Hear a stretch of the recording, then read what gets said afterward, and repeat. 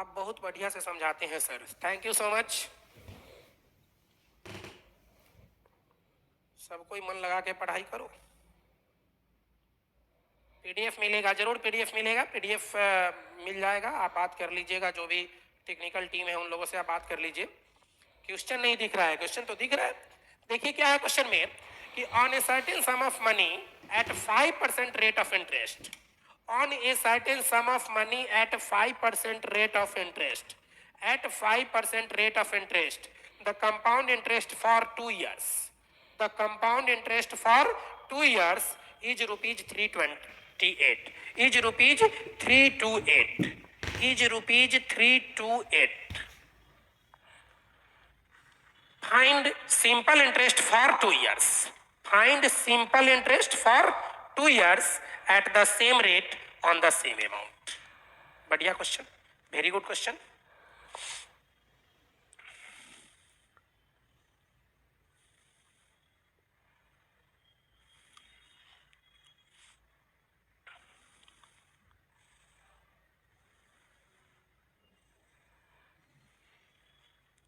ठीक है, चलिए मैं इससे कुछ कंसेप्ट पे भी बात करता हूं, कुछ तरीके भी बताता हूं, जिससे धीरेन्द्र कुमार धीरज, प्रणाम सर। सर क्वेश्चन नहीं दिख रहा है,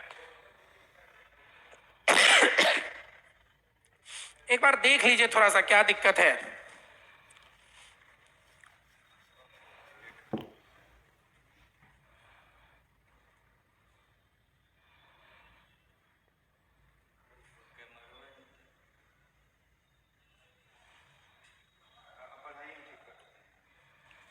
चलिए देखिए, on a certain some of money at rate of 5%, time है 2 इयर्स। देखिए ऐसे क्वेश्चन के लिए हम लोग क्या करते हैं, कुछ कंसेप्ट की बात करते हैं, कुछ थोड़ा सा समझने की कोशिश करते हैं। थोड़ी सी कंसेप्ट पे हम लोग बात करें फिर बताते हैं। देखिए जैसे अगर आप बात कर ले कि यहाँ रेट ऑफ इंटरेस्ट क्या दिया है, आप यहाँ बात करें रेट ऑफ इंटरेस्ट की, rate of interest is equal to दिया हुआ है 5%, टाइम इज इक्वल टू दिया हुआ है 2 इयर्स, और आपसे फिर सी आई इज इक्वल टू दिया हुआ है। सी आई इज इक्वल टू कितना दिया हुआ है, तो सी आई इज इक्वल टू दिया हुआ है 2 इयर्स और 328 रुपीज। सी आई दिया हुआ है 328 rupees, C I is equal to 328 rupees दी गई है। और क्या दे रखा है, on a certain sum of money at 5% rate of interest, the compound interest for 2 years is rupees 328. Then find the simple interest for 2 years at the same rate on the same amount. That means कि अब आप ध्यान देंगे, मतलब आपको यहां principal निकालनी होगी सबसे पहले।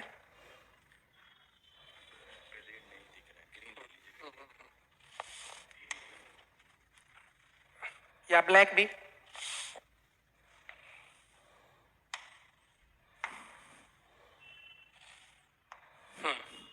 और principal is equal to what, और प्रिंसिपल के बाद आप चाहे तो जितना चीज निकाल सकते हैं। मतलब अगर आप इस कंसेप्ट को समझ जाएंगे तो एसआई और सीआई दोनों टॉपिक कंप्लीटली कंप्लीट हो जाएगा आपका। बस अगले 10 मिनट अगर आप अच्छे से ध्यान से देखेंगे तो इस 10 मिनट के अंदर में आपका एसआई और सीआई दोनों टॉपिक कंप्लीट होगा। बशर्ते कि आप इस कंसेप्ट को थोड़ा ध्यान से देखें, ध्यान से समझे और फिर इसे आगे कई बार ट्राई करने की कोशिश करें। देखिएगा अगले 10 मिनट के अंदर मैं बात करता हूं, ध्यान से सुनिए। प्रिंसिपल निकालना है आपसे, और क्या क्या क्वेश्चन पूछा जा सकता है आपसे, मैक्सिमम यही क्वेश्चन पूछा जा सकता है आपसे। और जो क्वेश्चन पूछा जा सकता है वह यह पूछा जा सकता है कि अमाउंट निकालिए। दूसरी बात आपसे यह क्वेश्चन पूछा इसमें जा सकता है कि सिंपल इंटरेस्ट निकालिए।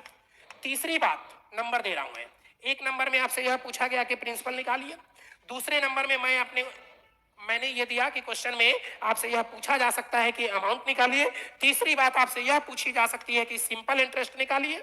चौथी, इसमें चौथा क्वेश्चन जो बनेगा वह यह हो सकता है कि compound interest minus simple interest दोनों के बीच का डिफरेंस निकाले, चौथा नंबर। पांचवा नंबर बात आपसे यह भी पूछा जा सकता है यहां कि एक बार आपसे पूछा अमाउंट, तो अमाउंट किस केस में, तो amount in the case of, amount in the case of, एक केस बनेगा सिंपल इंटरेस्ट का, और दूसरी बात जो होगी वह भी आपसे फिर दोबारा पूछा जा सकता है कि अमाउंट निकालिए, और अमाउंट किस केस में, तो इन the case of, in the case of, क्या यहां अगर आप सिंपल इंटरेस्ट लिए तो दूसरी जगह आप ले सकते हैं कि amount in the case of compound interest. ये आपका बनता है पांचवा क्वेश्चन। इसी क्वेश्चन पे आपसे छठा क्वेश्चन बनाया जा सकता है, और वो छठा क्वेश्चन क्या हो सकता है कि CI of second year minus SI of first year. ऐसा भी क्वेश्चन आपसे पूछा जा सकता है। अभी कई क्वेश्चन बन सकते हैं, लेकिन अगर आप इस कंसेप्ट को बिल्डअप कर लेंगे, अगर अभी आप इस कंसेप्ट को अच्छे से समझ लेंगे, तो जो पूछना है पूछ लो, उसकी जितनी मतलब जो उसका लेवल है उस लेवल के अकॉर्डिंग वो आपसे जितना क्वेश्चन पूछना चाहता है पूछ लीजिए। आप किसी भी तरीके से बना लेंगे इस क्वेश्चन को, किसी भी तरीके से आप इस सारे क्वेश्चंस को सॉल्व कर लेंगे, या जो कुछ भी पूछेगा आप बना लेंगे। चलिए आइए हम लोग इस सभी के लिए कुछ कंसेप्ट पे बात करते हैं। जब कभी भी ऐसा क्वेश्चन होगा, ये कंसेप्ट होगा, तो सबसे पहली बात हम लोग करेंगे, रेट ऑफ इंटरेस्ट होगा 5%। अगर रेट ऑफ इंटरेस्ट 5% है, रेट ऑफ इंटरेस्ट यदि 5% दे दी गई है, तो 5% की सबसे पहले हम फ्रैक्शन निकालते हैं। 5% को फ्रैक्शन निकालते हैं, 5% का फ्रैक्शनल वैल्यू क्या होगा, तो 5% को फ्रैक्शन में चेंज करेंगे। मैंने कई बार बताया, परसेंटेज को भगाना है तो भाग दीजिए, लाना है तो गुना कीजिए। परसेंटेज को भगाना है तो भाग दीजिए, लाना है तो गुना कीजिए। यहाँ परसेंटेज हटाना है, परसेंटेज हटाने के लिए 5/100 मतलब 1/20, मतलब 1/20। 5% की फ्रैक्शन कितनी हो गई, 1/20। अब मेरे भाई बस एक लाइन आप याद रखना, यहां हम लोग मानते हैं कि let principal is equal to, यदि टाइम 2 इयर्स होगा तो डिनोमिनेटर का स्क्वायर करके प्रिंसिपल मान लीजिएगा। यदि टाइम 2 इयर्स होगा तो डिनोमिनेटर का स्क्वायर करके प्रिंसिपल मान लीजिएगा। यदि टाइम 3 इयर्स होगा तो डिनोमिनेटर का क्यूब करके प्रिंसिपल मान लीजिएगा। यहां टाइम कितना दिया गया है, टाइम दिया हुआ है 2 इयर्स। टाइम कितना दिया हुआ है, टाइम दिया हुआ है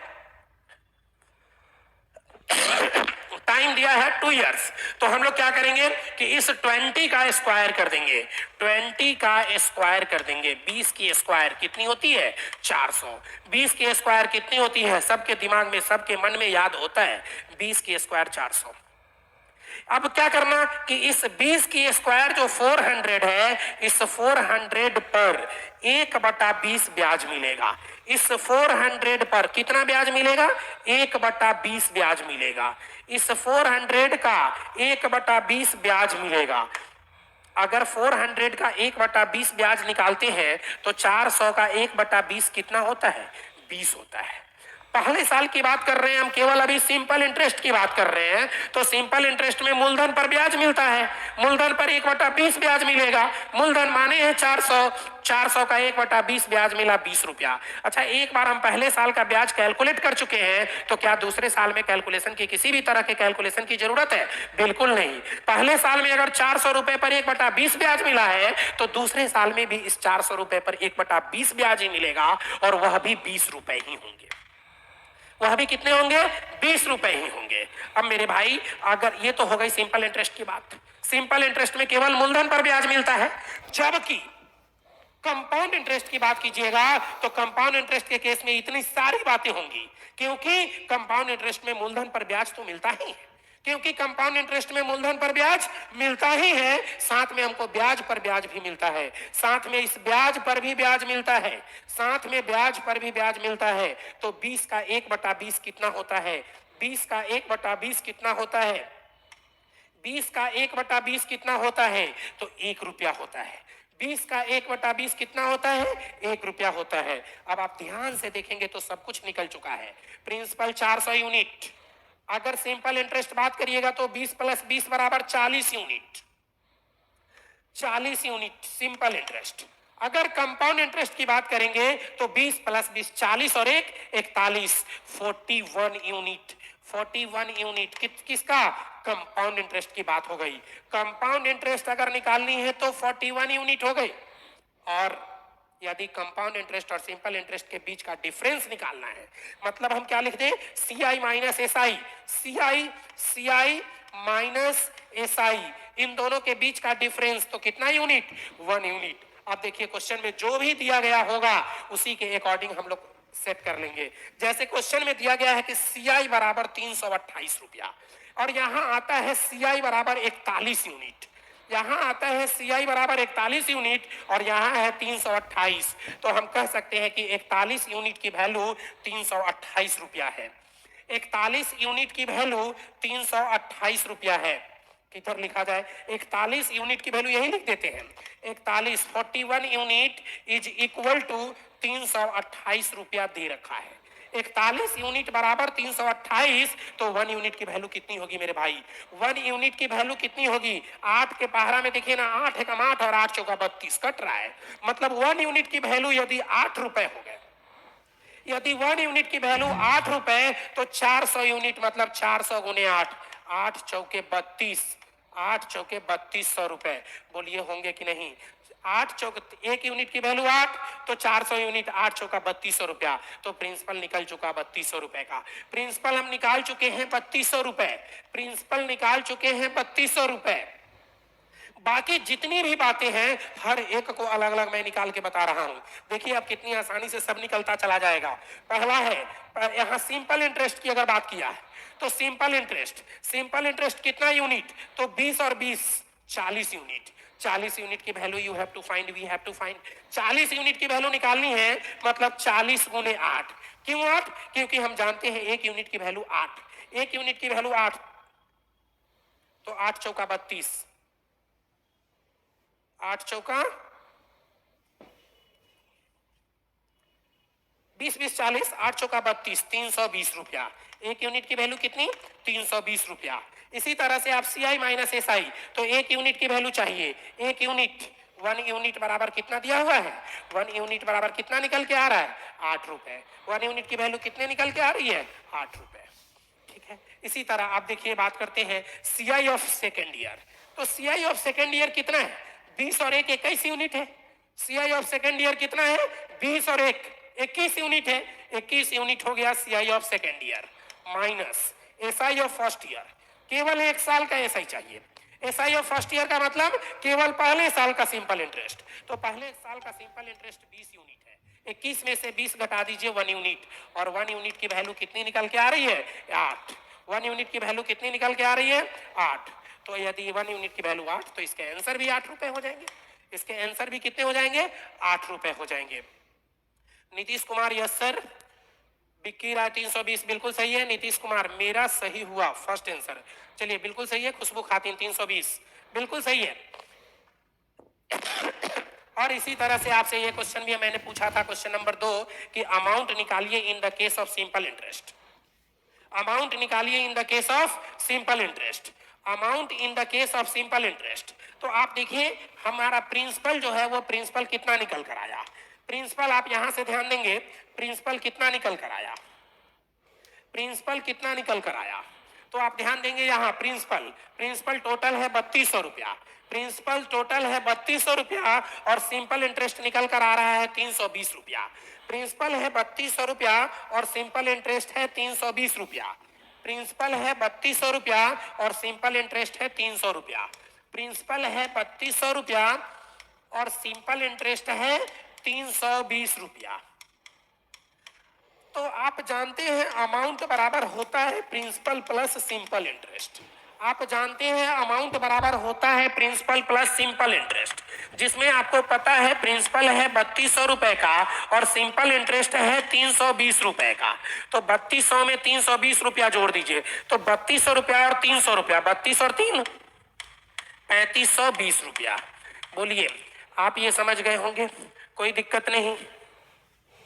ठीक इसी तरह अगर हम अमाउंट निकालना चाहें, amount in the case of compound interest, amount in the case of compound interest, तो amount in the case of compound interest में फिर से वही बात, प्रिंसिपल 3200 रुपए का लेकिन कंपाउंड इंटरेस्ट कितने का? तो कंपाउंड इंटरेस्ट हमको निकालने की भी क्या जरूरत है? कंपाउंड इंटरेस्ट हमको निकालने की भी कोई जरूरत नहीं है। कंपाउंड इंटरेस्ट तो क्वेश्चन में ही दे रखा था, कंपाउंड इंटरेस्ट तो क्वेश्चन में ही दे रखा था। चक्रवृद्धि ब्याज 328 रुपए का है, तो चक्रवृद्धि ब्याज 328 रुपए का है, तो कंपाउंड इंटरेस्ट 328 रुपए का हो गया।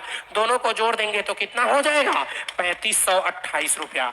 तो देखिए इस तरह से आप ध्यान से अगर पढ़ेंगे, ध्यान से देखेंगे, तो मैं पूरी गारंटी के साथ कह सकता हूं कि अगर आप मेरे 15 मिनट का वीडियो देख लिए तो 15 मिनट के इस वीडियो में सिंपल इंटरेस्ट और कंपाउंड इंटरेस्ट का एक एक क्वेश्चन डील कर दूंगा, एक एक क्वेश्चन समझा दूंगा, एक एक क्वेश्चन बता दूंगा।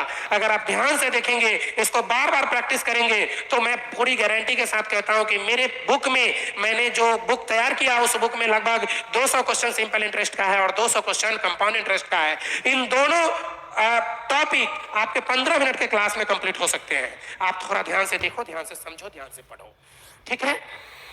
बाकी अगर कोई दिक्कत है तो आप सर एडमिट में स्पेलिंग रॉन्ग